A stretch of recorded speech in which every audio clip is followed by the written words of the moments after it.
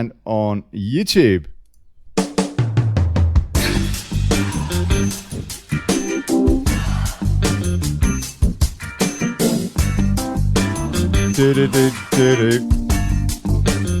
Copyright free Facebook.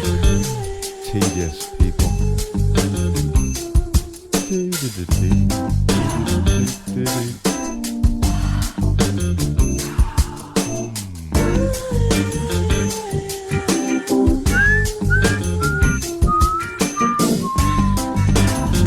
Oh, whoa! Hey! I have comments on Facebook. Oh, God bless you, Nick Clegg. Thank you so much, sir. You're very kind. Awfully kind of you. I can actually see comments on Facebook for the first time in a week. Not that they're trying to stop our conversation. Oh, no! Would I insinuate such a thing? Fascist bot.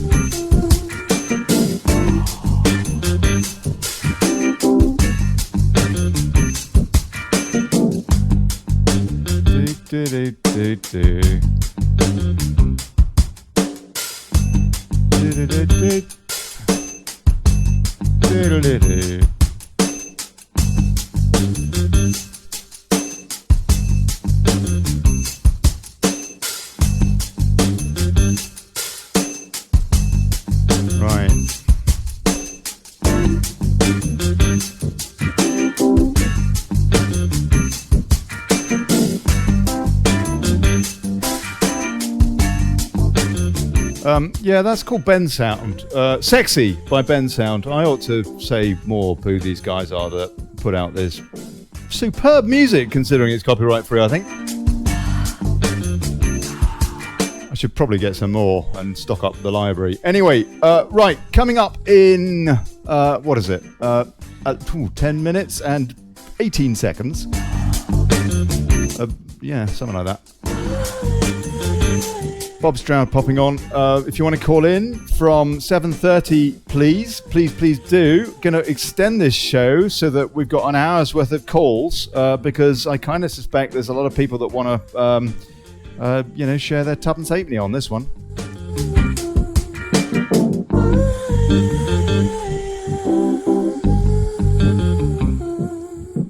So if you are watching an archive version, folks, then you might just want to fast forward by, 10 minutes, something like that.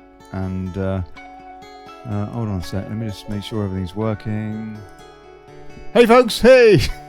All right. Good. Yeah. Coming up in 10 minutes, people. There you go. All right. So if you're watching an archive, you might want to fast forward just a little bit.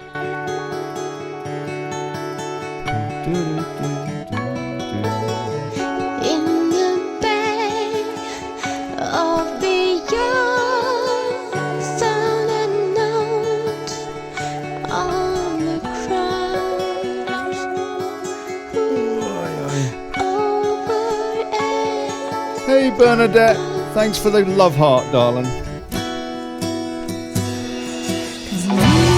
We just want Brexit, you silly cow. And Larry the cat would make a better Pierre than you bloody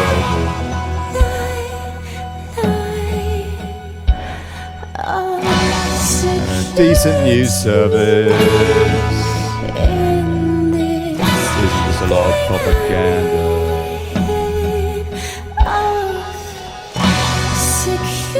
Security.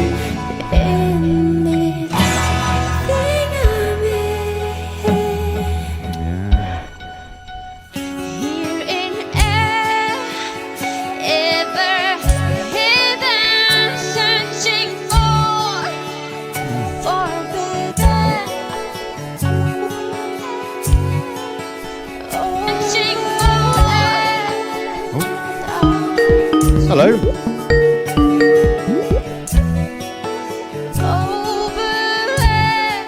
Hey, Bob. Hi, Ollie. You all right? Good evening, sir. How are you? All right. Can you see me? Yeah, I can. Yeah, you're looking good. Yeah. Am I? Yeah, nice. I tell you. Some of my folks, they come on, they're not wearing a shirt. Thank goodness you're wearing a shirt. All the man boob stuff going on. I've got my old iPad here. Hey, you got what? My old iPad here. I'll tell you what, Bob. Yeah, your audio is not great. I don't suppose you got a headset. I have, yeah. Oh yeah, put it on. Yeah, let's have that. I'll get that. Hang on. Yeah, good man. All right. This is Voice by Strange. This lovely piece of music, which is copyright free. Facebook.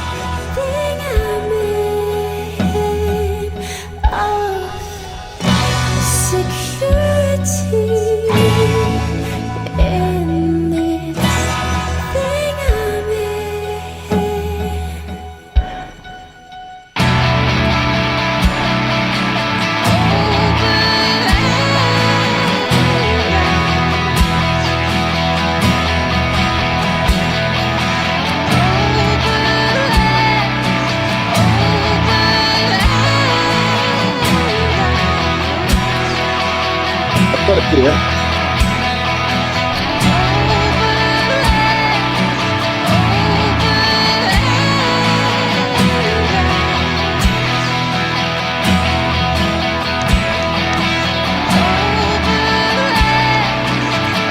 Jesus, that's loud. Oh, we are loud.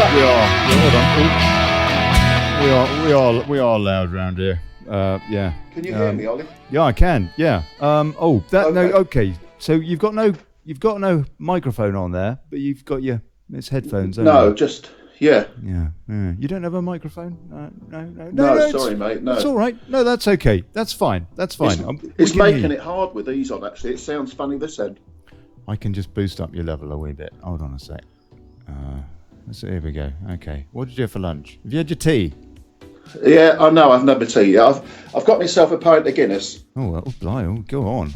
Lucky you, I've got a pint of water. How's your daughter? All right. Lovely, Bob. Good man. Look, if you want, you don't have to hang around for the next 5-6 minutes if you want. Okay. But it's entirely up to you. But I'll put you on hold if.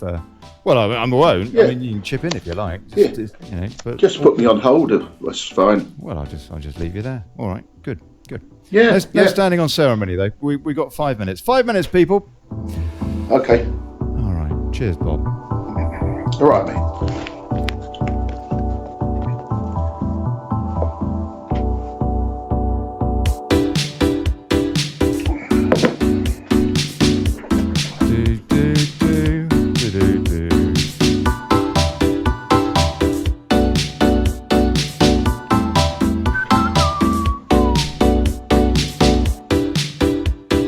This will break everything up.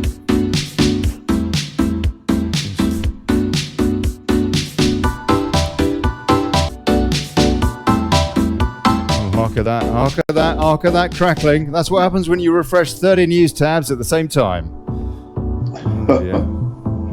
Well, okay, 15. I was exaggerating. I don't know why I've got these new tabs open. They always say the same thing.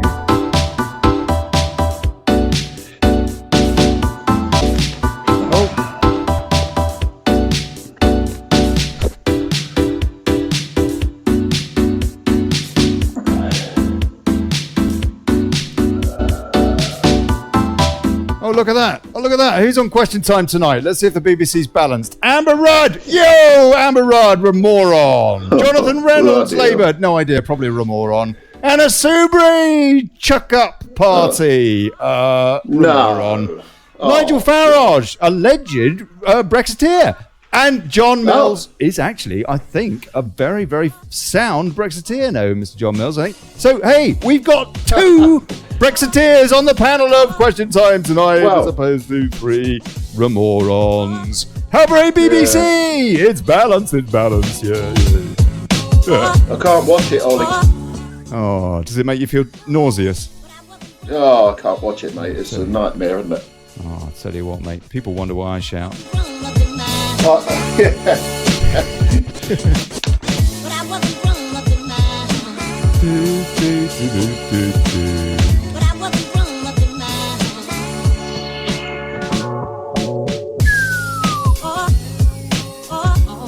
Always. Always. Always in the EU.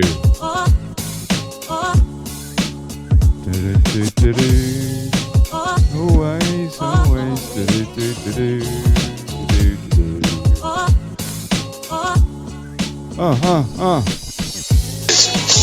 Always in the EU. Hold on, what's that? Oh, that's my guess. That's my guess. That's my guess. Oi, Bob, you got to mute that, sir. God bless you. Well done. That's all right, mate. That's all right now, isn't it? We're there. Yeah, you got the comments. Yeah, I've got my iPad by the side. You see. Yeah, no, that's great. The other iPad. I've got two iPads, so I've got one by the side that I can get the comments on, but I've muted. And I'm on the other iPad, so you probably get a better picture or whatever. I don't know. Go on, good on you. Oh, splendid. They want to see my beautiful face on there, don't they? Yeah, damn right we do. Absolutely. I've got Big Ben in the background as well. Excellent. Lovely. Yeah, I answered the Parliament, mate. Now, hold on a sec. I've got to sort out the rest of my news. I'll tell you, where's the rest of my news tabs? Where's the rest of my news? Oh, even Hammond is kicking into the PM now. Amazing. Right. 1 minute and 15 seconds, people. Hello. What can I hear there? What can I hear there? Oh, that's my phone. It's Rodri. Rodri is always calling during the show. Oh, for goodness sake, man. Rodri. Rodders? Oh, he's gone now. He's gone. Rodders, for goodness sake, call it on. Give us a bell in a minute. In a minute. For Rodders. Blimey, I'll tell you what. These Viscounts. Hold on a sec. What's going on with that? There we go. Right. 40 seconds. This should wake everybody up just before the show. Jazz Club. I hope it wakes me up.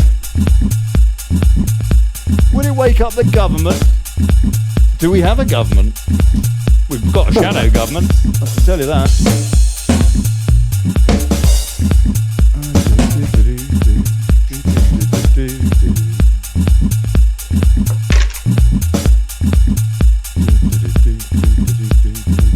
Really flying the music. Okay.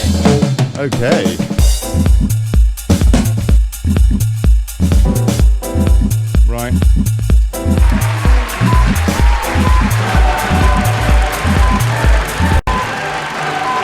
I hate the European Union. Oh, blimey. Hey, folks. Oh. Good evening, good people.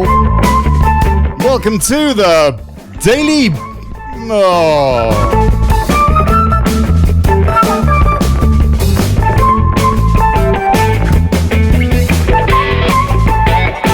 Holding democracy to account, fighting for self-determination and exposing plutocracy. I'm Olly Connelly. Thanks for turning up.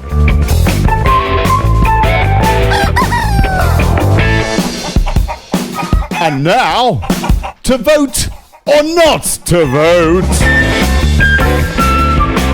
That is the question. Some say don't vote in the EU poll. Others say that's a wasted opportunity.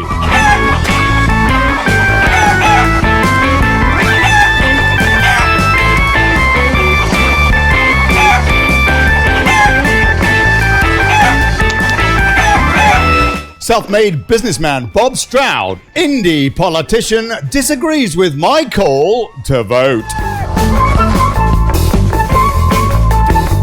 Taking your calls on UK national number, it's at the top there in the spiel, from 7:30.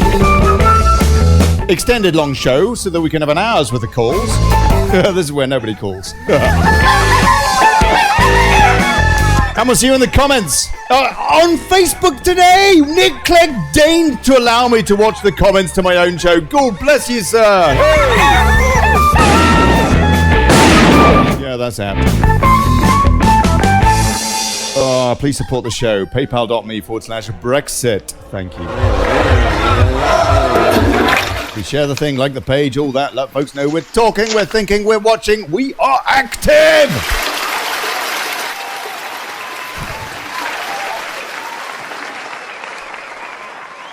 Right. Okay. Blimey. Bob Stroud, God bless you, sir. Thank you very much indeed for coming on the show. as you are probably aware, I tend to go round and about the news or views from fake stream media at the top of the hour, just so that people know what's being spun by who, and maybe with a little bit of analysis on that. So please, if you would like to chip in, please do. Telegraph, Torygraph, Buildergraph, whatever it's called. I know that they reckon that they're Brexiteers these days, or some of them do. They didn't before the referendum, by the way. It was all very much more on the fence, and prior to that, they didn't even admit that Buildergraph existed until people like me made them have to prevent and stop their comments. Then everybody moved over to Breitbart. Anyway, Telegraph, yeah, Hammond says Tory leadership contest must conclude as quickly as possible as pressure mounts on May. I can only bring you the first couple of paragraphs on this because there's no way I'm going to support their journalism, quite frankly, because I do not trust them. But they do have good bullet points, does Torygraph. So they are saying Philip Hammond calls for swift conclusion to leadership contest. Esther McVeigh announces she will stand for the Tory leadership. Theresa May rebuffs demands to set out a timetable for departure. Of course she does. I tell you, that woman is like a limpet clinging to a rock in a thunderstorm. Rachel Johnson, Brexit party is like Burger King, home of the Whopper. Free from a customs union, where could post-Brexit UK get its food? Oh my God! Project Fear. Opinion, David Gauke, too late to stop a no-deal Brexit Tory leader. That's their opinion piece there. David Gauke apparently saying it's too late to stop a no-deal Brexit Tory leader. As we know, the incumbent has been trying to make it the case that anything that she sets in motion cannot be changed by a future Prime Minister, something that is unprecedented in British politics. But anyway, sign up, Brexit, what's up, updates, and whatever. Philip Hammond said the forthcoming Tory leadership contest must be concluded as quickly as possible once Theresa May has resigned, as pressure continues to grow on the Prime Minister to quit. Numerous leadership rivals have already started bidding, I guess. That's where they cut me off and asked me to subscribe. Bob, I think I know what you're going to say, but what do you think about this charade? What are your thoughts on this? On the general, Well, do you trust Philip Hammond for a single minute for a start? no, not at all. Not at all. How ridiculous. How on It's all earth can ridiculous. a moron be Chancellor of the Exchequer as we're supposed to be preparing for Brexit? Yeah, well, I don't believe they're ever going to let us have Brexit the way it's going. Not this lot, anyway. No, you're right. Then. No, not. Are we showing, the thing is with this European election, are we, I know we're all really angry. Everyone's angry. I'm angry. We voted 3 years ago, and what's happened? They've just spent 3 years trying to overturn the Brexit decision. That's right. Cheating as much as they can, trying to muddy the waters.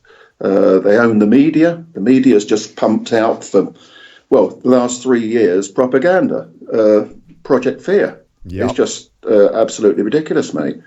I know everyone's angry, but this EU coming up, this is the point we're on tonight, I think, Ollie, isn't it?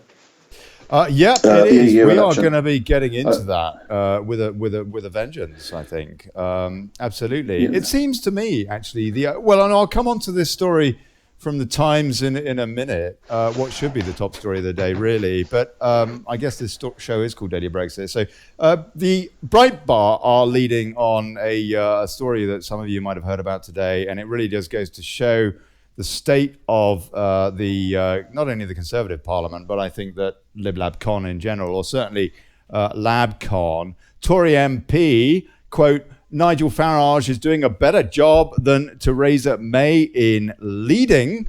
Of course. It's obvious. But for a Tory MP to say it, that's another thing again.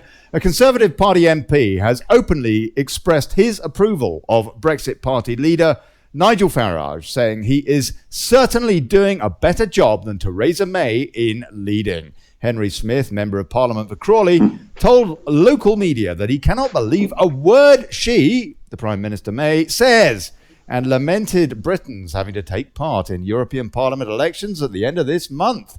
Which sounded like a great segue. I should have left this story for later. First of all, these elections should never be taking place, the Brexiteer said.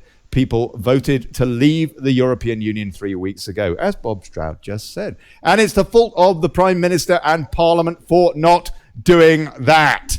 And the civil service. And the BBC and the rest of the media. I won't be surprised, he continued, at all if more voters turn to the Brexit Party. No, they will. They will. Nigel Farage is certainly doing a better job than Theresa May in leading, but this is an issue larger than party politics. Damn right! This is about our country, our sovereignty, our culture. For crying out loud, how can you remotely put party politics in the same league?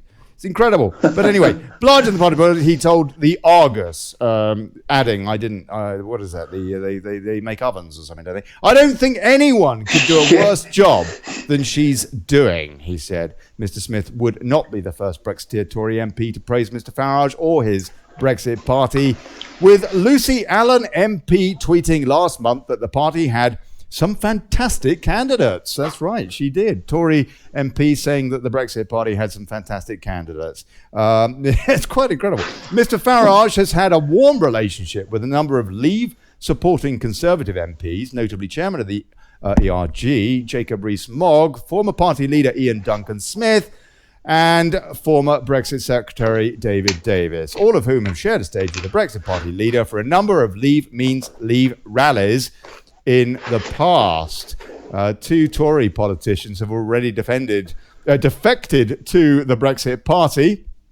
Annunziata Rees-Mogg, so that's Foggy Moggy's sister, and Conservative grandee Anne Widdecombe, with a source close to Farage telling The Times in April he is 100% sure there is at least one high-profile defection in the, I nearly said defecation then, I think, in the pipeline, with others likely to follow. Yeah, I bet there are. I bet there are. And we're looking forward to it. It's just a shame they run out of popcorn. But I got shares in a brand new popcorn factory. So voter dissatisfaction with Prime Minister May's handling of Brexit played out in last week's local elections, where the Tories hemorrhaged seats, 1,326, I think, wasn't it? Many voters spoiling their ballots and writing in demands for Brexit. And I read that there were about 35,000 of those. They ought to count spoiled ballots properly.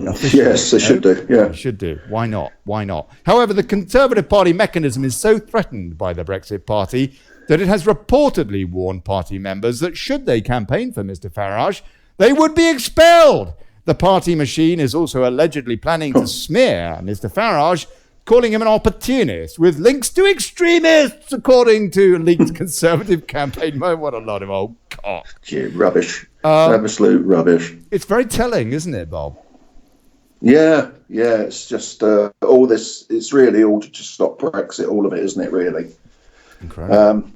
Unbelievable. You know, I mean, the thing is, I don't know if we're getting mad at the right people. I mean, we don't want to be mad at the EU, really. I mean, it's not them; it's their own politicians. They're the ones who seem to be causing all the problems to stop us leaving. If we vote in the EU, if we do vote in these elections, there are 750 MP seats in the EU, MEP seats, sorry, in the EU. Yeah. Britain's got about 70 to 73 seats up for it, which is 10%. Now, even if the Brexiteers have a great result, they're probably going to get half of them.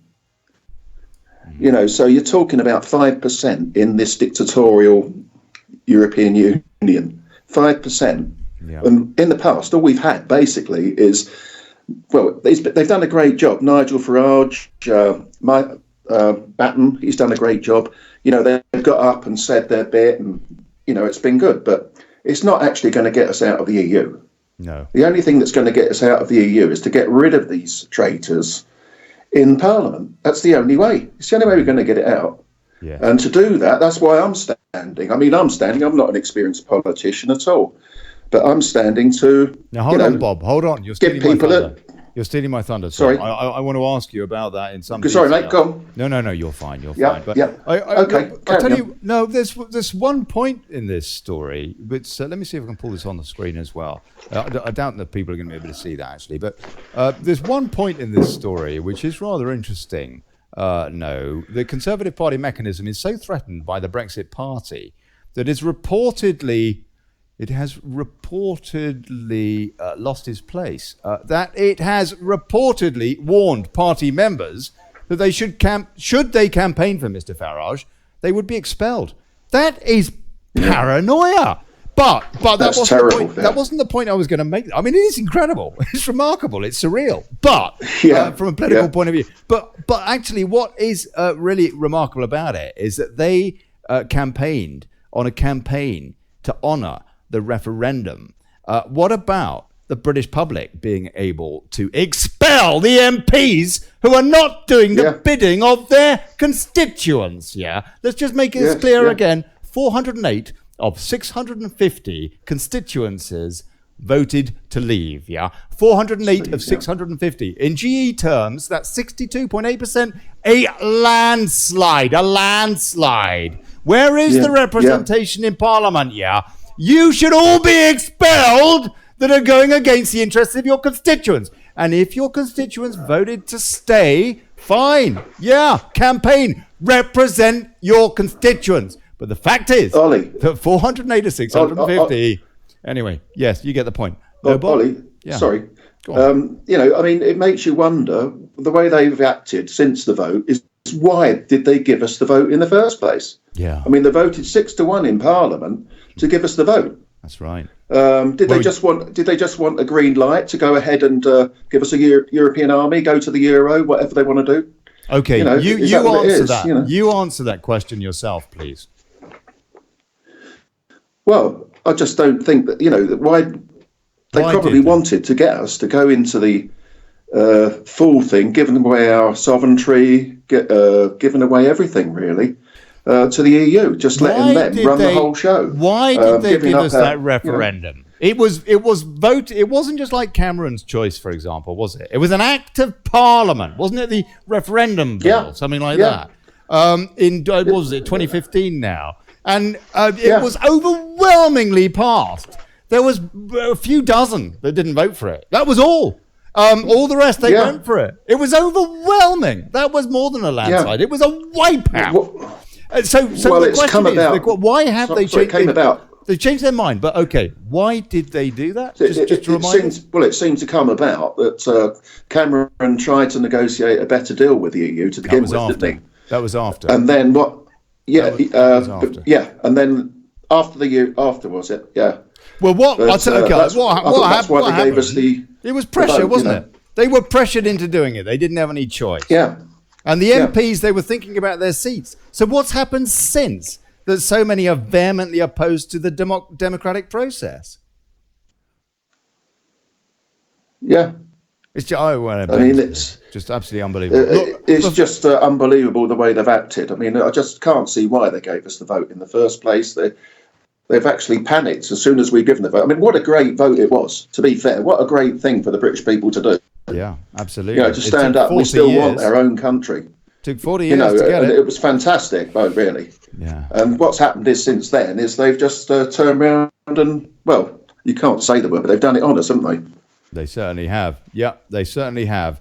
I just want to cover one more story before we get into the thrust of tonight, because personally, I think that this is the biggest story of the day, and it's not strictly speaking Brexit, but on the other hand, we know what Fortescue said, we know how we were taken into the European Union, and it's a question that the BBC never asked, is it? The fact that child rape was used as a political tool, admitted by Tim Fortescue, to ease the path of government policy. And, of course, he was a whip in the Heath government that took us into the EEC. The implication being that paedophiles, depraved MPs, are the reason that we went into the EEC in the first place. along with, for example, the cover-up of the FCO 301048 and Lord Kilmuir's letter and other things and what have you. And guess what? Ted Heath himself, who Veal, top cop of Wiltshire, said he was 110% certain was a paedophile. I'm not taking calls till 7:30, people. Not taking calls till 7:30. Said he was 120% certain, wasn't it, that Ted Heath was a paedophile, and this is the guy that took us into the EEC. Was he blackmailed to take us into the EEC? That is the question. No. I want to quickly play you a clip before I just run this story, just so that you can get a gist of the reason that I think it is so crucial from the political point of view to run this story, quite aside from the fact that, you know what, yes, we got to look after the future. We protect our children, yeah? Anyone with any sense who was in trouble would come to the whips and tell them the truth and say, no, I'm in a jam, can you help? It might be debt, it might be scandal involving small boys, or any kind of scandal which a member seemed likely to be mixed up in. They'd come and ask if we could help. And if we could, we did. And we would do everything we can, because we would store up brownie points. That sounds a pretty nasty reason, but it's one of the reasons. Yeah, if we could get a chap out of trouble, then he'll do as we ask forevermore. He'll do as we'll ask forevermore. So that was Tim Fortescue, who was one of the whips in that whip's office in the Ted Heath government that took us into the EEC, who was desk sharing his colleague, guess who? Ken Clarke. Ken Clarke was Tim Fortescue's, who has been on Question Time, incidentally, which is on tonight, more than any other guest. Ken Clarke. And the top 10 guests on Question Time, by the way, all remorons. The top 10 guests on Question Time. At least I read that in Lido last week.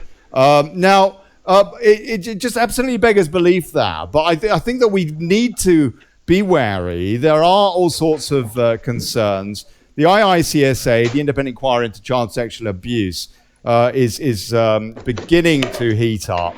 We saw the story a few weeks ago with Lord Steele, who admitted that he knew that Cyril Smith was a paedophile. You know, Cyril Smith, the guy that, when everybody already knew that he'd been raping little boys for decades, at his funeral, Nick Clegg stands up and gives a eulogy and says, what a wonderful bloke he was. Yeah, Nick Clegg, God bless you.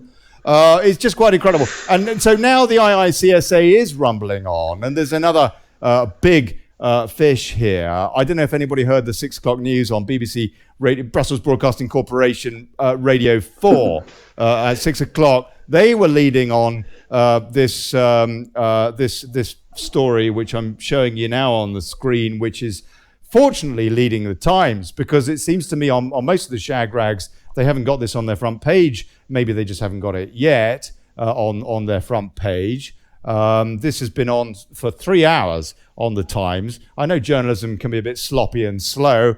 The Times is saying abuse inquiry criticises Prince Charles over disgraced Bishop Peter Ball. Peter Ball was a friend of Prince Charles, a bit like Jimmy Savile, really. And we know, of which the BBC covered up Jimmy Savile for decades. We know that. It was only ITV that forced their hand in the end to run that documentary. Well, ITV ran the documentary. The BBC at 6 o'clock, they were running this story, but they didn't run the Prince Charles angle. They ran the George Carey. Sorry, Mr. Carey. The what's his name, Runcie angle. Runcie was the Archbishop of Canterbury, and he was covering up for this paedophile filth. And so was Prince Charles, although in Prince Charles's case, he has apologised, and he has said that, it says here, the Prince of Wales was misguided when he used his position and influence to support a disgraced sex offender bishop, a report has said, in unprecedented criticism of a senior royal by a senior royal, the future king, by a public inquiry. The report by the Independent Inquiry into Child Sexual Abuse into the scandal of Bishop Peter Hall questions the prince's evidence about his friendship with the cleric, attacks the weak leadership of a former Archbishop of Canterbury, that's Runcie, and accuses the Church of England of secrecy and prevarication in dealing with serious allegations. This comes on the day, by the way, that the Catholic faith, Rome, Vatican City, has put out a statement saying today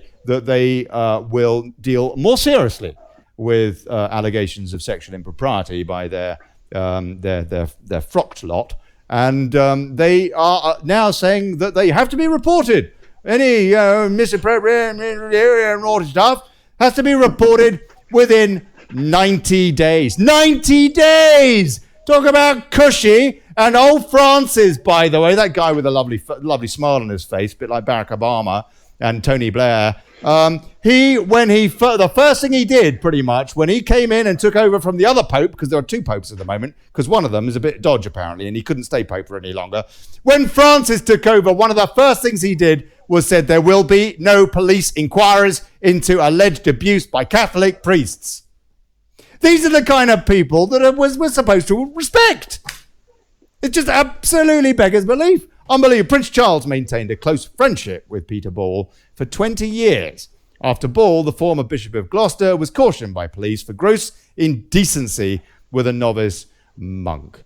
As we know, Prince Charles also had an extremely good relationship, as did his father, as did his godfather, with a certain Jimmy Savile, OBE, KGB, Star of Malta. We had that thing with the Pope as well. God blessed and all that. Yeah, Jimmy Savile, God bless him. Multiple serial necrophiliac, paedophile, rapist of incapacitated patients. Unbelievable. And, of course, we don't really know the truth of what really was the depth of their relationship. We do know they were very pally. We do know to the extent that Jimmy Savile was Charles and Diana's unofficial marriage advisor. I just have to say, when there are two things that woke me up, Mr. Stroud. One of them was 9/11, and specifically Building 7, which I'm pretty damn certain, frankly, was brought down with a controlled demolition. I know this sounds conspiracy theories up. If you haven't looked at it, then you might think this is all wacky, whatever. I don't care. It just no plane hit that. Yeah, office fires do not bring down steel frame buildings that fall into their footprint so beautifully.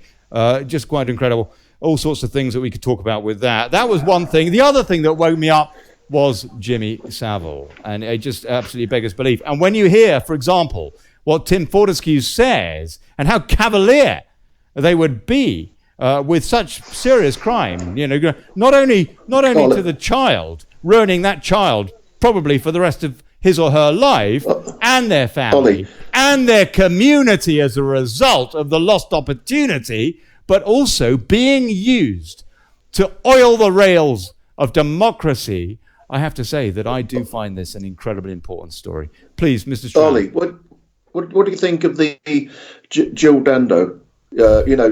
She was supposed to be just about to expose. That's right. Expose all these paedophiles in the BBC. Yeah, and she got taken out. What do you think of that conspiracy? Do you think they took her out, or is it? I think it's a possibility, isn't it? I think it was potentially very convenient, and I think there are big questions about Childline as well, Esther Ranson's charity. Frankly, I think that there are questions that should be brought up in this IICSA, which are most inconvenient for many, many, many people in power. Do we not? Is it our first duty not to protect the people, and the first of those, the children, the future? Is that not the first duty of a society, a responsible society? No? I got a lot of questions about what happened with Jill Dando. Yeah, absolutely. Anyway, let's get into this. I think we've covered that, and I don't know about you, but I feel sick enough. There's lots of shows in the archive, Pedo Britain, stuff like that. Check them out. And all sorts of folks, ex-coppers and what have you, whistleblowing about the way that the whole bloody thing is run. Okay, right. So, Mr. Stroud, you think Let's first of all talk a little bit about your background, because you're a successful self-made man, businessman, what have you. You have been a bit of a floating voter. You've got fed up one way and another with various political parties. You're now at the stage that you're looking to run, as I understand it, as an independent MP at the next general election. Yeah, not MEP. Yeah, MP. yeah. Right. Okay. MP, not MEP. No, I don't think we should be voting in the EU elections myself. I mean, it's only my opinion, but that's what I think. We'll be coming into that. Yeah, but why? We're coming to that. Why independent? Out of interest, why not, for example, with UKIP or the Brexit Party? Well, yeah, why not? Yeah, I mean, I went to the polls the other week, for the local elections, and looked at the ballot paper, and I just wrote traitors right across it. I mean, there was no one in there that wasn't a Ramona, to be honest with you. So that's all I did. And I thought, well, why haven't I got a choice? I thought, well, maybe I can give people a choice in my area to vote for someone who does want Brexit, who wants to leave on WTO terms. But I also want a fair society. I have been sort of like very interested in other parties. UKIP, obviously. I've been interested in the Brexit Party. I've been interested in For Britain, because I like Anne-Marie Waters, the things she says. Mm-hmm. But when it comes right down to it, there are things that I disagree with in some of the parties and some that I agree with. So that's why I think, the best thing I can do to be true to myself is to be an independent, even if people just use me as a protest vote, if you like. But I didn't even have a protest vote, as I say, at the last election. So, maybe I can provide that in the Lincoln area. Yeah. I mean, I have to say, to me, it's kind of a utopian political situation if we had a chamber full of independents. People that actually really were working for their constituents, and that's it. If everybody did that, it's a little bit like countries, If the leader of a country looked after its country, and every country did that, a bit like Donald Trump reckons that he's doing, as opposed to, Angela Merkel, who seems to be working for, I don't know, every country in the Middle East or something, but not any country in Europe, and certainly not Germany. Guess what? Theresa May's a good example too, who seems to be working for a complete foreign institution called the European Union. If countries had leaders that were loyal to their electorates, then surely it would be great, because we would all be in the same boat. We'd know where everybody stood, and the actual voters would be presumably getting what they want. And then if they're given a decent education, hopefully they would also realise that, it's important to look after your neighbours too, but charity has to begin at home. Because if you don't look after yourself, you ain't no good to anybody else. I don't know. Just see, so that's a nice idea. But to get to that kind of a situation, Bob, really what we ideally need is PR.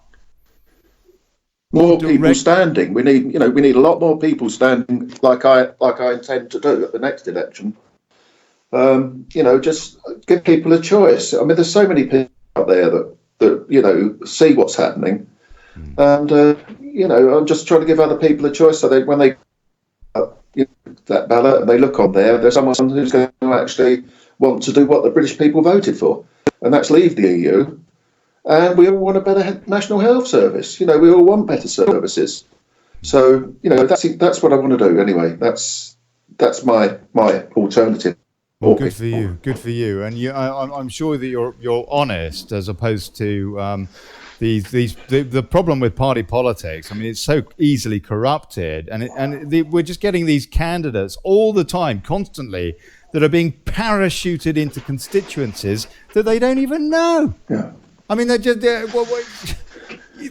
is so much to be said, surely, for voting for an independent, if people can get out of this pinned bloody rosette to a donkey mentality, Yeah. Okay, right. So, MEPs, what is the problem?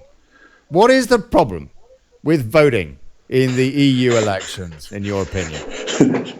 In my opinion, it's admitting that we've lost the the Leave vote. We're just going to carry on as we are. You're going to get, as I said earlier, you're just going to get 5% of MEPs in there that are Brexiteers. All they're going to do is cause a bit of problem, cause a few upsets, maybe get on the television now and again.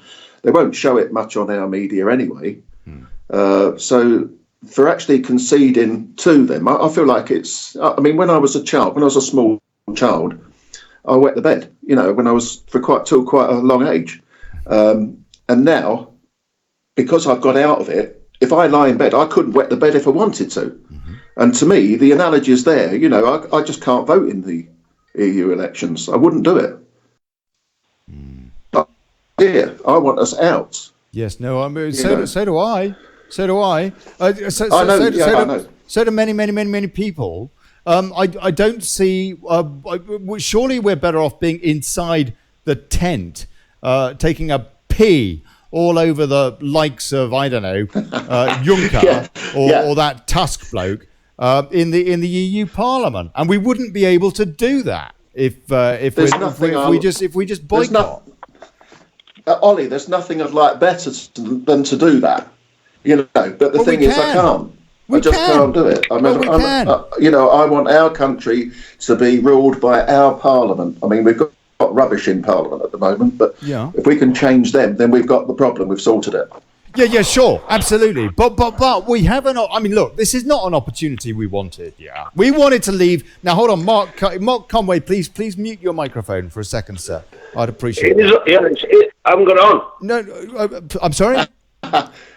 Oh, okay. Just that's fine. Just one sec. Okay, so we've got a situation which is not what we want. We wanted to leave, and some say we actually have left legally on the 29th of March. But that, whether that's happened or not, the perception is that it has not happened. That at least we can say for sure.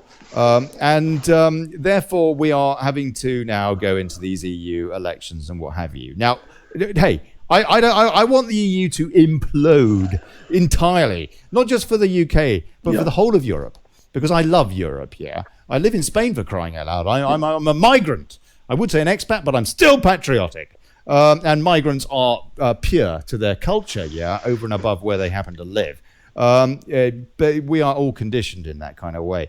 But the fact is that we are in a situation where there are going to be elections. What is wrong with taking advantage of that so that we can trash Lib Lab Con and send a huge message to the British electorate that yes, it's okay to kill this duopolistic Pepsi challenge, where you get Pepsi or you get Coke, and either one's going to rot your teeth and give you cancer. And we have an opportunity to break that now. Bob, let me just finish my rant. We have an opportunity to finish that now, to enthuse people that it is possible at the next general election to ruin these parties and put them where they belong, in the dustbin of history. We have that opportunity, and the EU election assists with that, because it will send an enormous message when it is a clean sweep, near us damn it, of Brexit Party stroke UKIP MEPs, who in turn then can give those idiots in the chamber a hard time and remind them that we need the Europe should have representation where the person that votes for his MEP actually gets represented by his MEP, not by some goddamn unelected technocrat who decides what the MEP is going to rubber stamp. I would have thought we are so much better off from the point of view of ruining Lib Lab Con and from the point of view of reforming this horrid institution, this horrid fascism across Europe, if we take MEPs to Brussels. Ollie, it's a dictatorship. It's a dictatorship, mate. It's not a. You're going to send 5%, if we're lucky, 5% of Brexiteer MEPs there. That's all we're going to get there, and they're not going to be able to do anything. They don't listen to the MEPs. The MEPs are told what to vote and how to vote. That's right. They're just not going to actually do anything. And to me, the cost of them They're going going to expose it. Is far too high. It's far too high because we're going to have to sort of take part in it, and I just can't. I can't live with that. I can't live with taking part in the EU when we voted 3 years ago to leave it. We've got to sort our own house out. Our own house is the problem. Can't we do both? It's these people in Parliament. Can we not do two things? Can we not do two things? And can we not use the EU MEP situation to help with reforming domestic politics? Because I would have thought so. No, I don't think so, mate. I don't want anything to do with the EU. I mean, they're a dictatorship. I mean, I love Europe, but I love the European people, but I hate the EU. Just hate it. It's a dictatorship, and I don't think our country should be dictated to by them. And by going and voting now, you're actually sort of going along with it. And to me, it doesn't seem right at all. I'm sorry, mate. It's if I thought it was a great way of leaving the EU, I'd be doing it.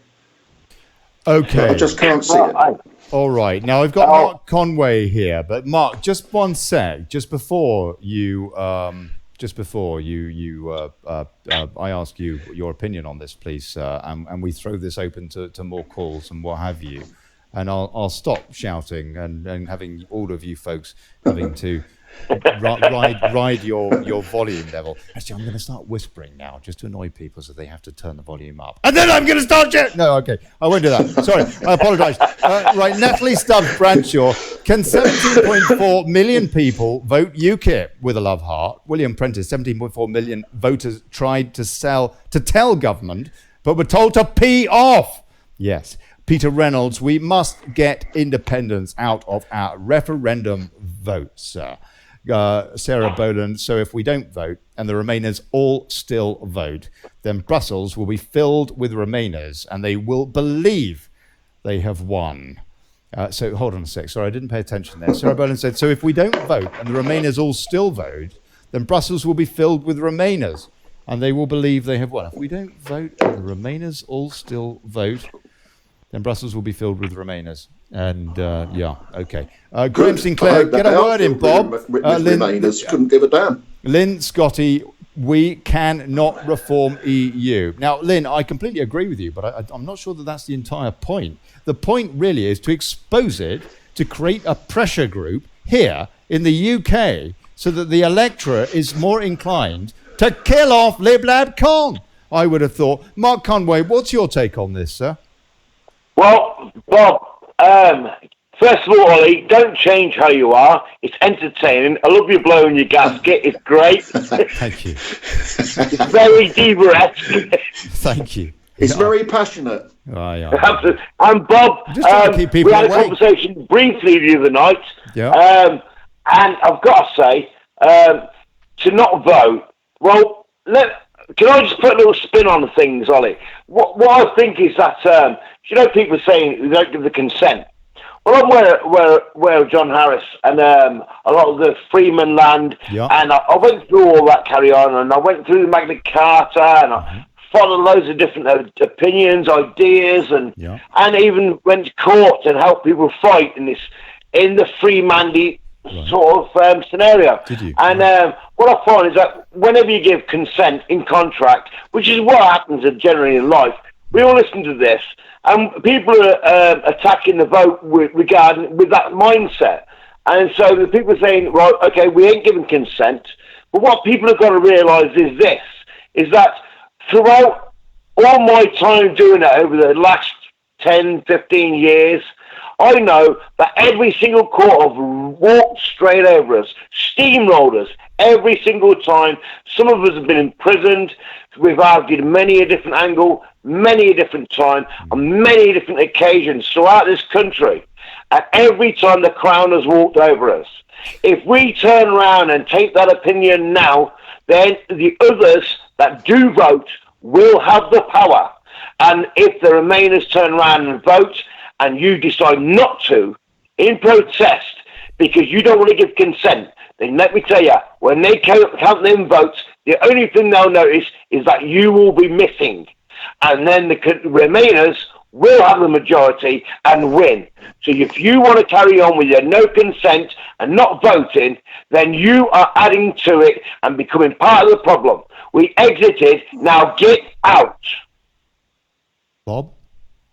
Yeah, well, if we're going to get out, I mean, really, we're going to get out, brilliant, but we're not going to get out doing it that way.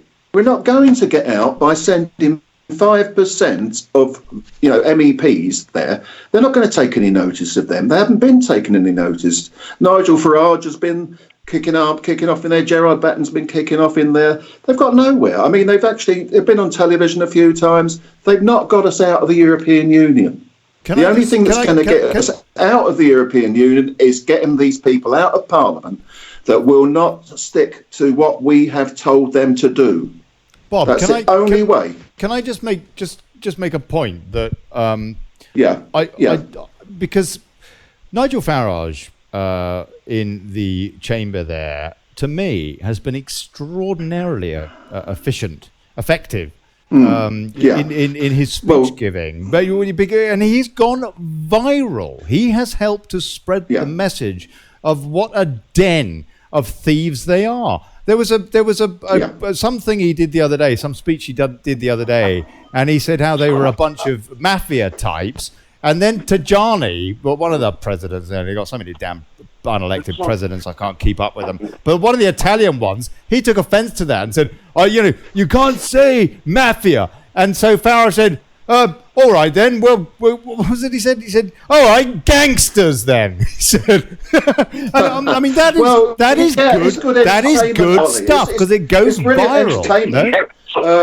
No, but it's not just entertaining. It's not just entertaining, Bob. That's not the point. This is what we've got to do. Get us out. We've got to get us out of the European Union. We've got to do what the people have told us to do. And it's not going to be by sending a few MEPs there, grandstanding, making a bit of a noise here and there. That's not going to get us out of the EU. In actual fact, what it's going to do, does it not help to create awareness? It's going to piss off the EU.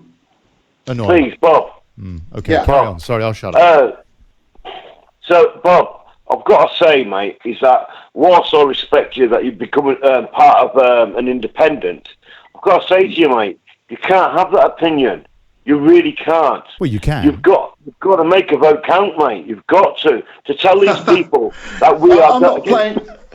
I'm not playing any games. I'm saying the way I see it, and the way I see it is just not going to work that way. In actual fact, I was going to go on to say is we're going to have to keep a relationship with the EU in the future, and to send them there just to throw a tantrum, basically, that's not going to work. Hold on. Send them there just to what? You want to have one MEP that is for Brexit, or listen to 99% of them that's a Remainer. You're going to say that don't send these people to go to the EU so they can shout out about Brexit, which gets more advertisement than what we do because we're grassroots. You can't allow that. You can't give them that space. You can't give them that opportunity to take advantage of us. We need to stand up now. We need to get MEPs in there that represent Brexit. So then when they're on the TV, on their newscasts and everything else, because that's the only thing they'll report, they won't report what we say here and now, but they're the ones that's going to be listened to, that supports Brexit. And that's the message you've got to get out. And by missing that opportunity, you're going to mess up. Hello, can I have a word, chaps? You can. Sorry, just 1 second. Just 1 second, and I'll bring you in, sir. Thank you. Okay. Go on, Bob. I mean, what you've said there is so telling. I mean, when they get on the news. I mean, when they get on what news? They don't put us on the news. The news is more news than what we do now, don't they? The grassroots. The news is a complete propaganda tool for the establishment now. Yeah. They only put on there what they want. They're not going to put something on there. They never put anything on there that's Brexit. Does that mean you roll over that? Whoa, Mark, let him finish. No, I'm not rolling over. I'm standing for election. You can't roll over that, though, can you? You can't say, okay, so they're not going to advertise what we're saying, and so because of that, then we're going to roll over and let them carry on anyway. No, You've got to I'm not rolling over. I'm not rolling over at all. That's why You've got to put that vote in. I'm putting myself up now for election to get rid of the real problem. The real problem isn't EU. The real But you problem can't is our advise own, people not to vote. politicians. Hold Come on, on, Bob. Mark, let him finish. So the real problem is what? I'm not advising people not to vote. People can do what they want. I'm saying what I believe. I know that. People, Can I come in yet? you know, I'm not telling people what to do. Okay. I mean, that's not the way about it. I'm telling you what I believe. And I believe our problem is in Parliament. It's not in the EU. Of course it is. But we need to get our voice heard. Right. It's not being heard. We're getting blanked out on every media station. You know, Ollie's here, even getting infiltrated by Caroline Stevenson. No, the let's not arsehole. go there. You know, it's just, Yeah. everybody's against us, Bob. We need every corner, every inch of this Brexit feeling. We need it all together, not individuals split and divide. We don't need that. We really don't. I'll support you if you're in my local area, and I'll tell you what, I hope you get in. But we need to do something about it. We need to have every voice wherever we can, and we can't miss an opportunity. Okay, Look, I I'm gonna. respect your opinion, but you know, you've heard. I think I've said it enough now. You know, our problem is in Parliament. It's not in the EU. We're going to have to have a future relationship with Europe once we've left. We've still got to have a relationship with them. There's no point just sending people in there to throw tantrums. Well, you say that, but I mean, you say they're not on the news, and you're perfectly correct, Bob. But I mean, I see them on YouTube and your viral clips and all the rest of it. I know that I know that I'm immersed and what have you, and so that I would watch more of it than the vast majority of people who are probably playing Pokemon or something. But nonetheless, the fact is that there is at least an opportunity to see some of this stuff, and some of this stuff. Some of it goes viral, at least. Look, before I want to bring in, we've had another caller, and I want to bring you in, sir. But first of all, please, let me just read out a few comments, because I do want to involve comments as much as I possibly can tonight. Wendy Miller says, Mark, do you think the media will show or tell British people anything? Well, he's just covered that, Wendy. He's just covered that, sir. Lynn Scotty, you're wrong, Mark Master Morris.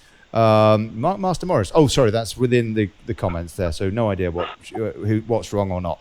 Natalie Stubbs Bradshaw, MSM is a fake news generator. Yes, it is. Charlotte New Jameson, I'm voting. I want to see Tommy Robinson, Gerard Batten, and Nigel walk into that room. Amanda Momtazi. What if Facebook starts banning all videos from EU Parliament? That's it. Oh, and Amanda, they will. Oh, they will. Oh, there's no question. We've already had Article 13 and Articles 11 and 13, haven't we? It's only a matter of time. Karen Frost, bad publicity is still publicity. Stuart Firth, 17.5, need to stop there. Day-to-day life and force Brexit. Well said, Stuart. And I'm one of them that pretty much has, by the way. Karen Webber, exactly. Look at the Tilbrook case. And Tilbrook, of course, is suing the government over what he cites as being their illegal extension of Article 50. Did a show with him last night, and this show, by the way, supports entirely what he is doing. I think he's an awesome bloke. Lee Lewis, even more reason to vote in the EU elections. Got to show our disdain. Elaine Williams, I certainly wouldn't vote for you, I'm afraid. I don't know who she's referring to. Could be any of us. Sue Fitzsimmons, you're standing for what election? Okay, this is maybe Bob, who's standing for the next general election. Sarah Bonan, if Robin Tilbrook is unable to force the High Court to see sense, then we would be trapped in the politicised High Court, that is. Yeah, politicised Tony Blair, the war criminal, yeah. If Robin Tilbrook is unable to force the politicised, in inverted commas, to see sense, then we would be trapped in the EU with a load of Remainers towing the line in Brussels. Well, you see, that is actually one of the risks, isn't it, Bob? That is, sorry, I'm going to bring in the caller straight after this question to Bob. That is one of the problems, isn't it? That we are at risk of, by not voting on, principle terms and goodness gracious, all principle and all that, high hopes, and then in get one or two more Tories or Labour or whatever, or Lib Dems, and that cannot be good. And what are they going to do? If they get voted in, what are they going to do? What power have they got? None. Well, I'll tell you what they're going to do. They're going to say, we got seats. MEPs don't have any come power. in now, Ollie. Okay, all right. What power Okay. do they have? Well, they'll must probably come in, sell Ollie. it. They'll probably campaign on it the next general election. Right, sir, that called in. Please, what's your name? Colin Duff. spoke before. Hey, Colin, how are you, man? Yeah. Not too bad, Good to too bad. see you. Good to hear from you, sir. What would you like to say? I just wanted to pick up what Bob's saying about the numbers of the members of Parliament, MEPs that we put in there amount to, if 30 get in, he's right, it's about 5%, isn't it, of the whole? Well, if he gets in as an independent in this country, he's 0.02%. So where he can have merit for his argument one way, but he really can't have it both ways. Now, the whole point of these elections for us Brexiteers is not to put an MEP in the Parliament to cause mayhem, although that's clearly what their aim is to do. What it is, it's to send a message to the bastards that would have got the audacity to try and overturn our democracy. That's what it is. If you look at the apathy or the way that a lot of ballots were spoiled in the local elections, the libtards have all got on that, the Greens and the whoever, the whole libtard brigade has said it's a vote for them. And what we're saying is now, okay, if you think that, be happy until the European elections, when they will learn that vote wasn't for them, but it was a pure protest. And there's no other way. I've tried emails, I've tried telephone calls, I've tried written English letters to them. They do not want to know. They don't. The most pure form of democracy is referenda, right? That's a direct question to the people, and it's normally binary, yes or no. It is true, isn't it? Yeah. It is. That's a very good point. They've chosen to ignore that completely. I've just one more point. Go on. And the only thing they seem to understand, because they're career politicians, is a threat to them not being returned to Parliament. And our only recourse in there at this moment is to send the message from Europe. And that's where I stand on it. That is just before you reply, Bob. I mean, that is a very good point, is it not? Yeah. Because the Lib Dems. Sorry, what was his name, Ollie? Just 1 sec, Bob. But that's Colin Duff. But just to make an addendum to what he said, I mean, the Lib Dems at the moment are milking the fact that they did so well in the locals, despite the fact, for example, I heard a lady the other day on radio on any answers off the back of any questions that other panel game where they don't have many Brexiteers at the BBC on Radio 4. And she said, well, actually, I voted for a Lib Dem. I voted for a Lib Dem locally because they're good at taking out the bins. But when it comes to the general election, I will be voting for a Brexit party, she said. And that is, but it is nonetheless being construed by the media largely, not entirely. They're not getting completely brazen about this because they just wouldn't be able to get away with it. But they are trying to say, at least to an extent, that people are actually keen on Liberal Democrat policy to stay within the EU. Vince Cable, I mean, for crying out loud, he's an old boy. He was about to retire and what have you. He looked so crestfallen until a week or two ago. He's now walking around with a constant hard-on. He doesn't have to use Viagra anymore. I mean, we really need to put these people in their place, don't we? And this is a possible message that we can send. Colin, can I answer his question? Colin here, yes. Yeah, Colin, hi. No, I think you made a fantastic point when you just said about the, me being an independent. And it's the same sort of scenario as being in the EU and being in a minority in Parliament. Yeah, I mean that was the point you made, wasn't it? Yes, indeed.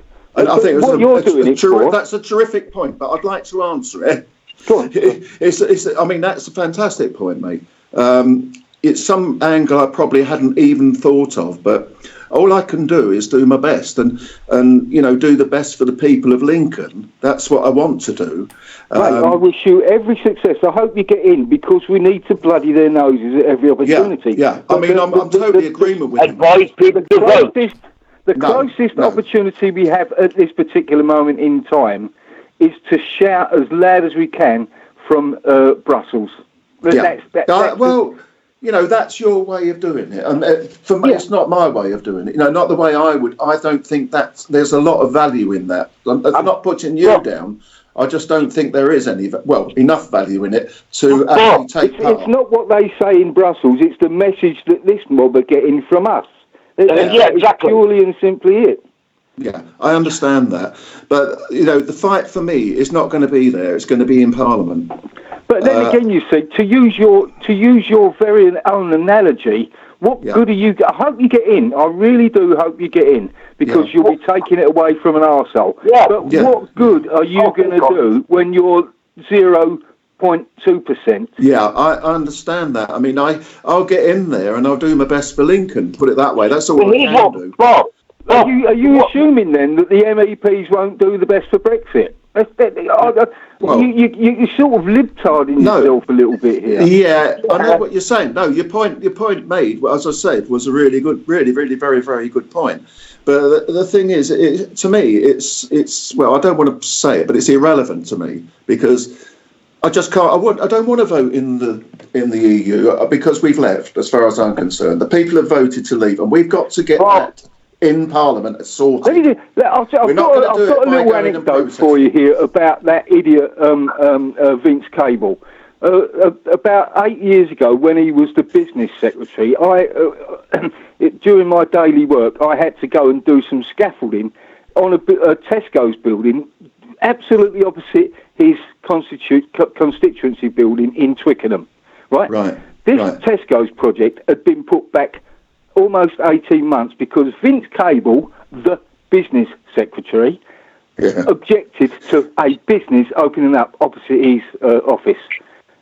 That is in my that man is not worth a vote of any kind whatsoever. He's about as pointless as fuck. Now, no. Hold on. Whoa. You're crossing over the line, sir.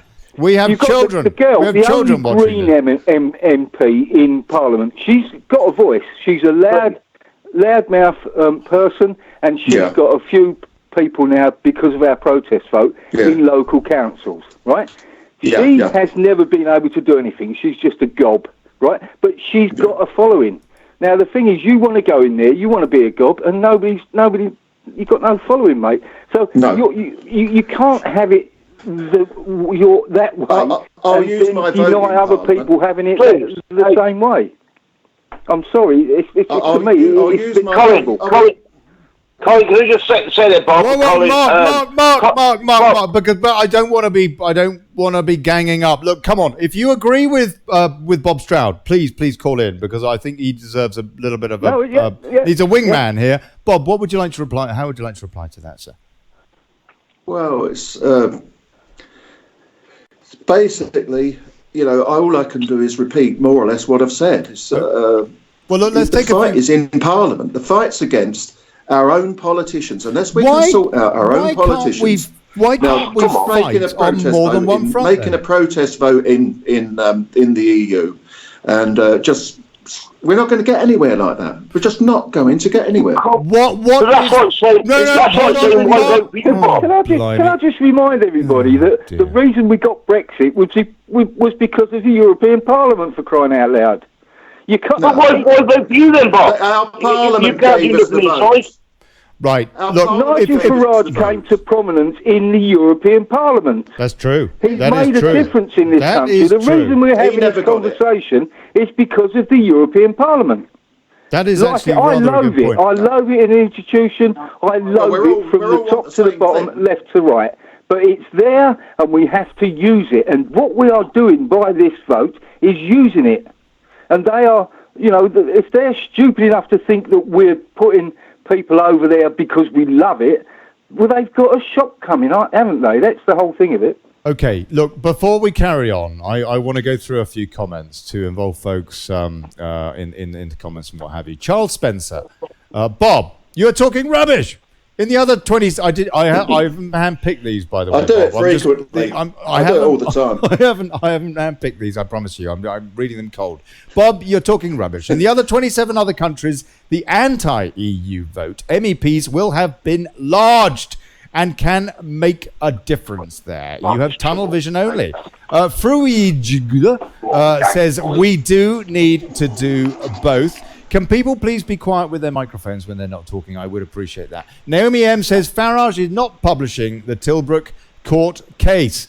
No, I understand he's not, and I'd like to know a bit more about why. But anyway, that's another story for another day. Charles Spencer, when the EU votes, on the whole, the anti-EU MEPs will be numerous. We do have an opportunity to change that parliament, do we not, as an aside? Naomi M says Farage is enjoying the publicity and the money.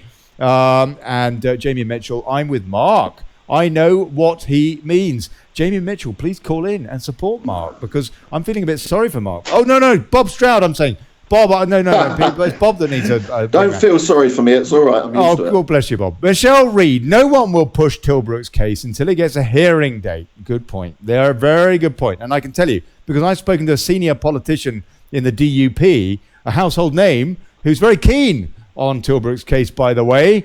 But that is absolutely the case, that they are kind of waiting to see that it moves forward before they could possibly use it politically. And you can bet your bottom dollar that it's very, very useful potentially to the DUP. Victoria West, NF MEP, National MEP, was on the news. I don't know whether that's Front National or what.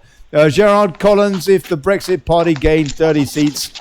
Nigel Farage MEP was on the news. Gerard Collins says if the Brexit Party gain 30 seats, that will give them a boost to keep going into the general election and try and get seats in Parliament. Yeah. Now, look, Bob, can you not see the logic to this argument? That it does provide. I just wish we could forward this fast forward for a year, and in a year's time. See whether there's been any difference but we can't. by having but we can't. Brexit. No, we can't. But that's what I think is going to happen. Can you not see the logic? Nothing. Let me finish my question. Happen in European Parliament to get us out of the EU. By going in there, we're actually decreasing our chances. We're actually decreasing our chances of getting out because we're taking part in it. Oh, blimey. Let me finish my question, Bob. Can you not see the logic to the argument that says that what would happen with a whitewash of Lib Lab Con and a huge lobby of anti-EU? Let me finish the question, please. Can you not see the logic that says that there is a momentum therefrom to reform the UK Parliament? The reform So what we're talking about now then is reform. If you listen to my full question, or are we talking about leaving it? Because we're supposed to be leaving it, remember, not reforming it. No. Okay, let me repeat the question because you interrupted before I'd finished it. Everybody shut up. Let me get the bloody question out. Right, okay, this is the question. Can you not see the argument that, for example, Gerald Collins is saying if the Brexit Party gain 30 seats, that will give them a boost to keep going into the general election and try and get seats in Parliament? The bigger argument being, the bigger theory, my theory, for example, being that by us having, it's a double hit, really. We're crushing Lib Lab Con. Wonderful.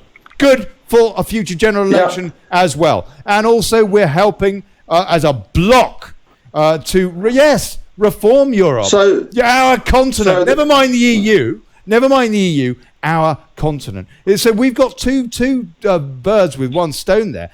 But can you not see the argument that Gerald is saying, that we have a springboard? He's saying the same. Well, let me finish. The argument's in part... Let me say. Is there not a springboard here? Is my point, to make a dent in the way that national UK politics is conducted? He's telling us, which is a very good thing, that the actual fight is in Parliament. It's not in the EU, is it? The fight is in Parliament. That's what he's saying. It will get us more seats in Parliament. Parliament's a place where we've got to achieve it. That's all. I mean, we're not going to achieve anything by this European going into the European. Let the Remoaners go in there. Let them have it. Bob, they're not going to achieve anything. Bob, hang a second. Bob, what about this? What if no Lib Lab Con got into the EU? Wouldn't that send a message? No, no, because they'd have no power. Why did you That's want the to message leave it? to the nation. Why I let want me to answer be the on it. question. I've been answering all the questions. Now you answer Right. one. Why did you want to leave the EU? Because they want to take our In my whole life, I've Why never did you heard actually want to anything leave? like this in my whole life. Why Caroline, did you want to leave the EU? Sorry. That was a mistake. Yeah, go on, please. Yes, go on, carry on. Why did you want to leave? The Bob argument, wants to know the why you discussion want is completely And answer circular. my question. It's insulated and it's going nowhere and cannot because you can't shift your position. I mean, it's three of us here trying the best way we can to ease you into the realisation that this Why is don't you answer my worthwhile. question? Why don't you answer my question? I think you should. I've answered all your Yeah, questions. Exactly. Yeah. Go on. Answer You know, Bob's can we question. have it? Can we have it one way? Answer my. Why did you want to No, leave you're the the EU? guest, but carry on. Yeah. Because the EU is corrupt. It's expensive. It it's goes corrupt, nowhere. exactly, It says nothing. yes. And I can answer that. Hold on, don't trust talk me, over I him. thought I You've was just going to said answer it, it. it's The corrupt. very last thing I want to do is to send British people to the European Parliament. I don't want that. That's not what it's about. They're going to be about... That's what you're doing. That's what you're doing. No. Did I get a chance to answer? They will be as effective or as useful as a fart in a spacesuit, right? Okay, but what it does by getting them elected is it sends a message to the brain dead bastards in Westminster that we are not going to put up with it. It's already sent shivers down the spines of the Conservative. The idiot Catweasel is taking it that he's been empowered by it, but they just not realised yet that it's a protest. Vince Cable. And what this EU's elections are for us as Brexiteers is it's a way of telling Westminster, no, you have not got it right on the local elections. You weren't right when you thought that you've been empowered. And to Catweasel, you're not right. There are thousands, millions of your voters that you've let down, and they're going to vote for us in the all the northern constituencies that he's turned his back on, Catweasel, right? He's going to learn that he's made a big mistake. The Conservatives have already learned that. The next thing we've got to teach it to is Labour. And once they've learned it, now you've got a nucleus from which you can build. So you want to leave the EU because... My reasons. Great. Hold on, Mark. Great. Hold on, Mark. That's why I don't my want to reasons. be a part Mark, of be it. quiet. Don't talk over people, please. Sorry, carry on, Bob. Mate, you said, when I said, why do you want to leave the EU? Your main reason is it's corrupt. Well, why do we want to be part of it? We don't have to be part of it. You're not listening to the rest of it. I did listen to the rest of it. You're concentrating on one element of what I'm saying. Hold on, don't talk. It's the big picture you've got to look at. Colin! I don't want them to go to the EU. I don't want them to sit in that parliament. What I want is for enough of them to... I don't want them to either. Right. So, but what I want, unlike you, is I want a message to go back to Westminster to say that we are not prepared to put up with a status quo. We want politics to change in this country. And I've tried all the other ways. I've tried every other way you can think of. They just do not want to listen. The only way they listen, I pointed out earlier, is if you threaten their seats in Parliament. And with all due respect, one independent bloke putting himself up for election, you might displace some poor bugger. I can only do what I can do. I can only do my best. Exactly. Like you. And then if you're allowed to do what you can do, are we not allowed to do what we want to do? I'm not saying you're not allowed to. You can do what you want. I'm just saying what I want to do myself, not what you want to do. You can. And I'm saying more power to your elbow. I hope you're successful in it.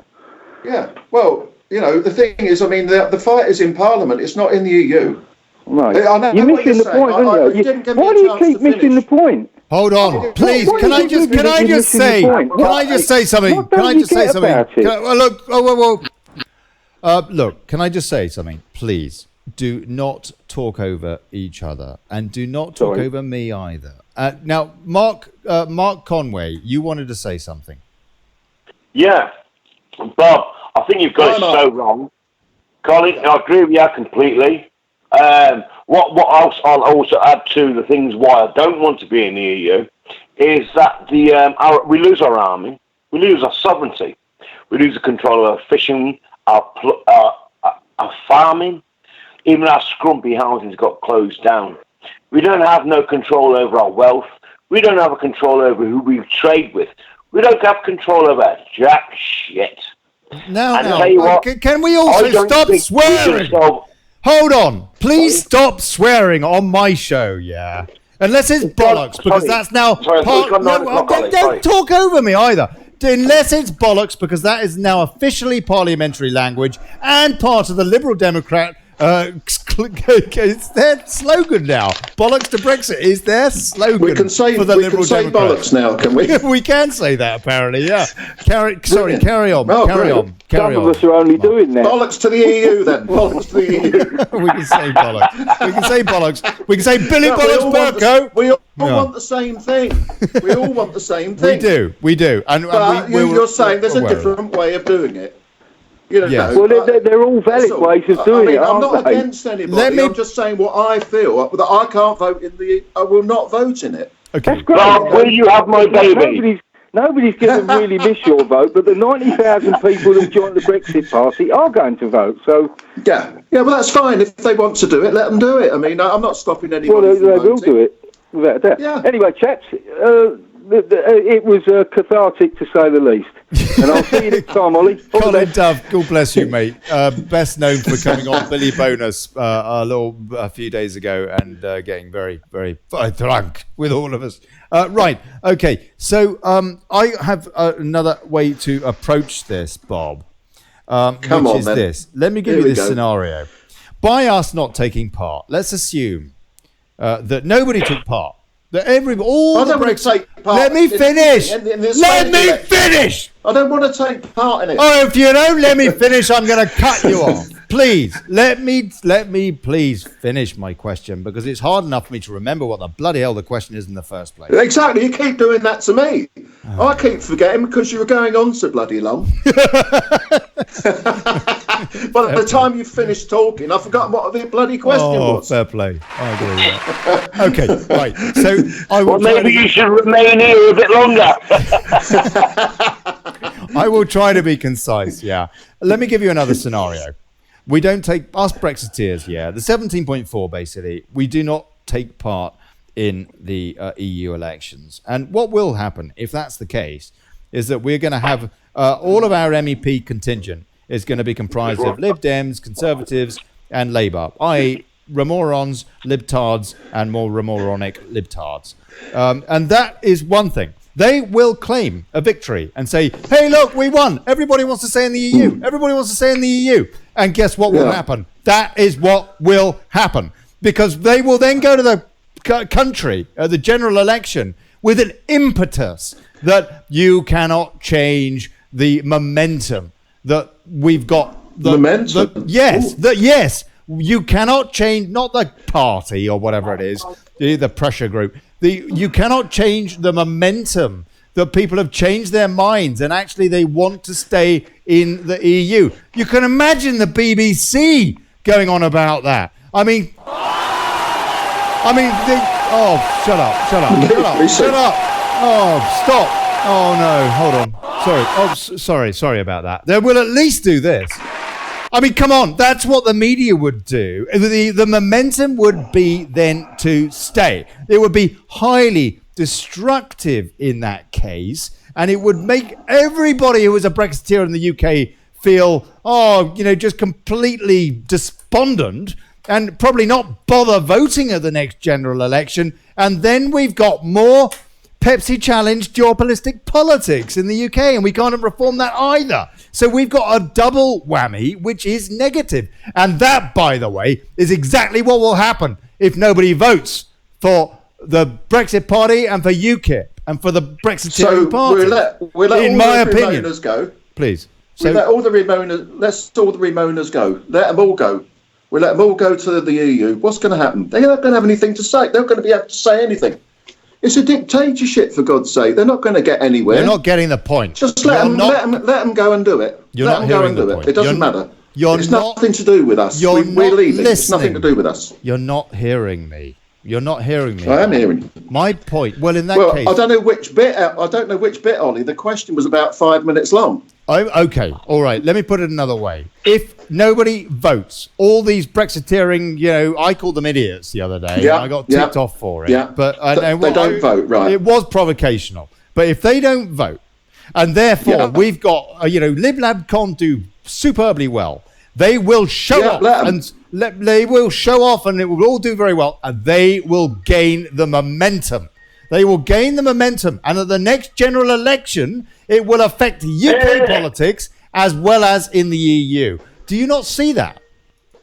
What's provocational? But if they don't vote, and therefore... Hold on. Please. Whoever's just called in, mute your microphone. Please mute your microphone, or I will cut you straight off. Please call back when you've... Oh, no. You know what I just did? Oh, I just cut off Bob. And I cut off Mark because I pressed the wrong button. Caller, can you hear me, caller? You're on Daily Brexit. I just cut off Bob. I just cut off my guest. That was very poor. Can you hear me? I'm going to talk live now with these. Hello? Can you hear me? You're on Daily Brexit. Or Daily Chaos. Or Daily Betrayal. Or whatever it is.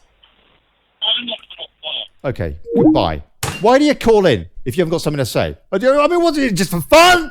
I don't know. For crying out loud, there's a chat show. Oh, you know what? I'm going to make a quick phone call. I'll just stay there. What, are they trolling me? I don't know. Maybe they're trolling me. I don't know. Whatever. Anyway, look, if you want to call in, please do. I'm going to call Bob back because I feel really bad about that. I just cut him off, bless him.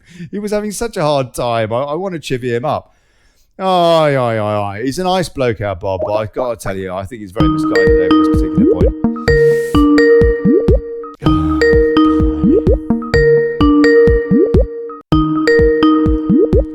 I hate Skype. Oh no, poor Bob. Oh, Bob is probably really upset with me now. I don't know whether Bob's upset with me. And Mark Conway, I cut you off too. Look, Bob Stroud, I'm really sorry. I didn't mean to cut you off. Somebody called in and I meant to add them to the call and I pressed the wrong button. Please call back because I feel bad because I know you've had a hard time and I don't know whether you're expecting it, but you should have been. I mean, most people, they want to use every avenue at their disposal. When you fight a war, you don't fight it on one front. You fight it on multiple fronts. Well, you have a pincer movement. No? Here we go. Bob's calling back in. Hey, Bob. Bob? Is that Bob? Oh, that's not Bob. No. Ollie, it's Colin Duff again. Hey, Colin Duff again. How are you, mate? What would you like to say? All right. What would you like to say? I've just completely cocked up the telephony, but what's Oh, no, I've just been watching it. All right. Okay. I just wanted to come down a little bit on Bob's side, if I may. Go on. I mean, he's sort of got a valid point that by putting MEPs in, they may well construe it as being sort of complicit with the whole scheme over there. But it isn't. You know, the libtards will turn anything round to their own advantage, as we all know, because that's what they do. That's the only reason they exist. But I think on balance, if the risk is we don't put anybody there, they can turn it one way to suit their own argument. If we do put somebody there, they can turn it their own way to suit that argument. You know, you're damned if you do and you're damned if you don't. But on balance, I would sooner have the message sent. But it's not about the message being sent to the EU. It's about the message being sent back to Westminster. WC, what was it? West 1. That's where we need these people to sit up and listen. The Tories have already heard the message. Now, as I said to you, Catweasel needs to get it. You're talking about not so much Catweasel, because he's just a puppet. But Keir Starmer needs to get the message. Oh, he needs to get the bullet. I'm talking, but not literally. He needs to get a God knows what, but he's a Blairite, basically, isn't he? Keir Starmer. I'm sure he is the one that the Labour Party would love to lead that for party. Christ's sake. There's no Conservatives anymore. There's no Tories anymore. The nearest thing we've got to Tory is Farage. Yeah, I agree with you. I think I agree with that. Yeah, okay. And we've had Mark Conway pop back in as well. Let me just take a few comments, folks. I mean, Yazed says, I'll join in. Bollocks! We're allowed to use that word now. It's officially because, whilst this is a family show, because the Liberal Democrats have decided that they're going to use bollocks to Brexit as their campaign slogan. I'm not joking. They have decided that they're going to use bollocks to Brexit as their campaign. And I'll tell you what, bollocks to you, Vince Cable. Do you know what I mean? Cat weasel. Hold on, that's going. Where's it gone? Oh, blimey, his comments are gone. Carol L. Weston. Bob, you're not changing anyone's mind, so give it up. Well, Bob, please call back in. I'm so sorry I cut you off. It was an error. Somebody else called and I pressed the wrong button. And they cut everybody else off, not just you. Dave Witcher, Ollie, what you done, you plonker Rodney? Anthony Pobiatsin. Oh, Anthony, your name is tough. Diane Abbott is calling. Aye. Hold on a sec. I think I've got her on the blur there. Oh, no. No, that's not her. Okay. Peter Reynolds, Ollie, you need a sound engineer. Yes, I do. I need a desk producer. I mean, Yazid, I'll join in.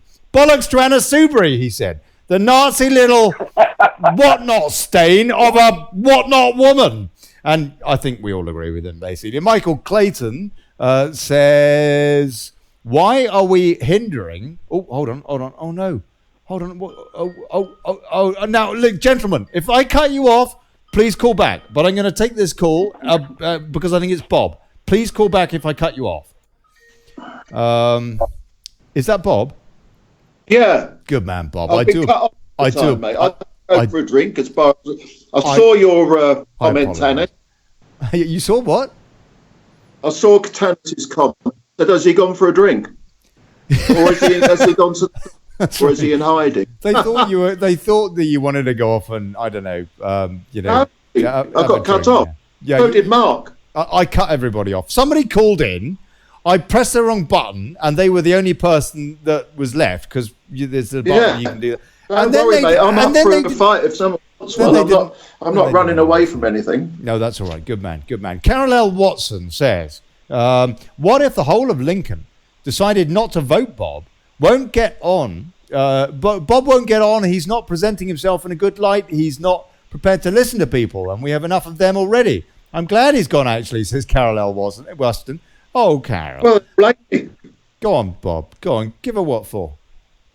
No, she's entitled to her opinion, isn't she? Yeah, no, we all are. Thank goodness. Let's keep it that way. If we stick within the EU, we won't be allowed to have that. Very Chinese type thing. Kazi Mac, many countries are going to be doing exactly the same. Think this is being missed. The balance will change. Yeah, no, that you see, this is another point. Bob. You see, you say that we shouldn't be interested in the European political scene anymore. But on the other hand, the fact is that the vast majority of many of our trading partners are in Europe, and they're good friends and old long-standing war adversaries or whatever. The fact is that these are our cousins, continental cousins, if you like. Well, I mean, the ones that have been there for a while and not just imported from Saudi Arabia or something to blow us all up. Sorry, the Wahhabists and the Salafists I'm talking about. We should be trying to help each other and caring about each other, all of our various nations know. And we do have an opportunity because we're seeing it. We're seeing the change in political climate in places as diverse as it's not just Hungary and Italy anymore, but and Greece of Syriza were bought, weren't they? But in Greece, the people are presumably livid with that. The Austria now they're getting damned Eurosceptic. They got a Eurosceptic president. Germany, the AfD is doing very well, and Poland and France. I mean, God knows whether Macron, whether that was legitimate that last election, but I don't know how the hell anybody's going to win apart from Marine Le Pen. There's the next presidential election in France. The whole of Europe is changing. Why not? Why not have MEPs in there to help it change? People have had enough. Bob, go on. Bob, what do you think? Bob? Who's me? Yeah, go on. What do you think of that? I mean, why not help out our friends? Well, the AfD is certainly getting a lot stronger, and Le Pen is she's supposed to be more popular now than Macron in France. They certainly are doing well. I mean, good luck to them. I think the EU will probably implode anyway. But Absolutely, yeah. I'm part of the EU. No, they will, but they'll also keep trying to balance the plates. It's a little bit like the Ponzi scheme they call the we're not going to help global economy by by getting elected to there and having 5% of people in there. We're not going to do anything to bring an EU down. It's not going to work that way. We're going to leave the EU. That's what we've got to do. Yeah, we do, but I don't think we're going to do it with your way at all. I think we're going to help the EU considerably, personally. Joyce Malone says, don't agree with Bob at all. Italy, France, and many other countries are hoping for lots of MEPs. We should be joining them to make our voice heard and veto. And Mandy Momtazi says, does anybody think that... Just a sec, Mark. Does anybody think that when Theresa May presents her deal for the fourth time, MPs will panic and vote for it? Amanda, yeah, that concerns me a great deal, I have to tell you. And I do wonder if that is actually what's going to happen. But Corbyn today, said that he would not do some kind of a stitch-up with Theresa May. He has pulled back from the brink, by the sounds of it, I heard this afternoon. And actually, that probably should have been the top story on this show today, thinking about it. Corbyn has pulled back from the brink, or so I heard. I just haven't researched to confirm that story, and I haven't seen it anywhere yet. But that is potentially awesome news, because that means that, by implication of that, if she was to take whatever, I don't know, 4th, 5th, 6th, whatever it is, to take that bloody withdrawal thing back to the Commons, which is against Erskine May rules, by the way, isn't it? But Bercow will probably allow it because he's Billy Bollocks Bercow.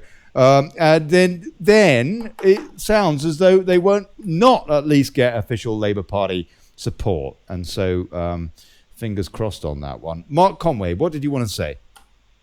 Well, we've got to leave. I know. I don't know much about all the other parties, but I know that the right is rising, and it just can't go on. There is going to be a head-to-head at some point. I hope it doesn't get nasty, because I think that if we do end up staying in the EU, this country is going to be it's going to be an upheaval left, right and centre. And there's going to be Remainers and Brexiteers, and there's going to be plenty of trouble on the streets. That's what I foresee. And I hope it don't come to that. I wish they could respect that vote and just leave. And everybody that can make a contribution to help us leave makes that contribution. Like I have done this first time in my life. I've made myself eligible to vote, and I'm 50 years of age. That's ridiculous, I know, but it is. That's how strong I feel about it. We've got to leave. We've got to leave the EU, because if we stay in the EU, we can't sort out our own problems. It's hard enough sorting out our own problems without joining them and letting them control us. What's the point in that? We lose our common law. We lose everything that we are. With the number one, the mother of democracy, the mother of law. We lose it all of it, to the European Union. Max that we can't say who's coming in or out. Okay. As you said, Bob, we ain't got control of it being MEPs. You're perfectly right. But we need to let them know we're not happy. We don't want it. And we ain't going to stand for it. That's what we've got to do. And if you sit down and not do anything... No. For crying out loud, will you please? We're only allowed... The one swear word we're allowed to use is bollocks. Right. Max Eimer says, Ollie, you're supposed to be impartial. No, I'm not. Who said that? Who said I'm supposed to be impartial? This show is called Daily Brexit. Have a hint. Right. Sorry. What would you like to... We are no swearing. Can I make a point and just away from the point for a minute? Yes, please, Colin. Anybody heard the latest with the libtards are up in arms about the they want to rerun the vote in Turkey for the city mayor. Mm-hmm. The libtards, right. Libtards are up in arms about it. In their toilet. Yeah. Okay. Right. I am going to take a few comments as I close the show, because you know what?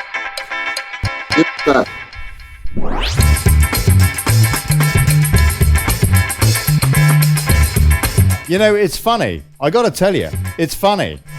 When I put out that post yesterday saying anybody that was going to vote anybody that was going to not vote for the MEP thing, you got to be an idiot.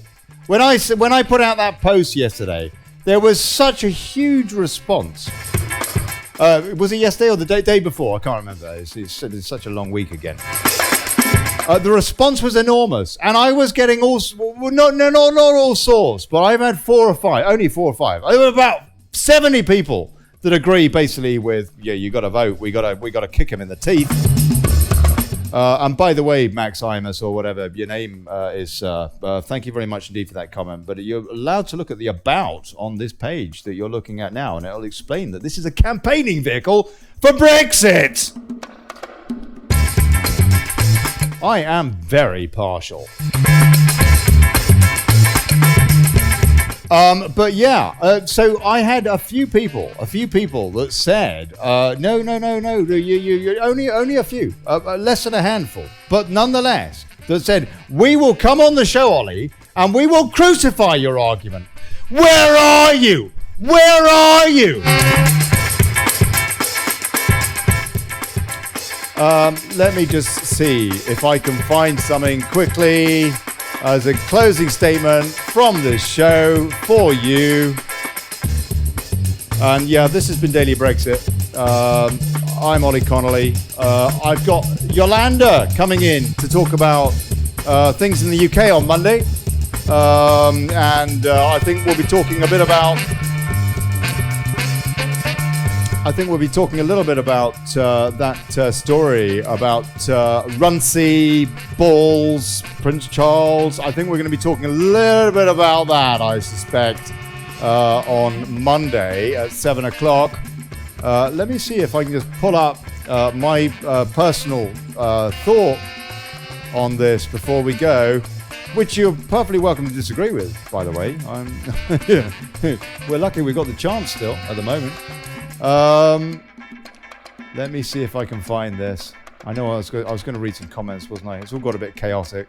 I just realised what the time is and domestics, all that, yeah. Fact is, folks, the arguments not to vote in the EU election are unfortunately moot. The elections are happening, whether you like it or not, and we must ensure a lib-lab-con wipeout. And it's not just about the EU election.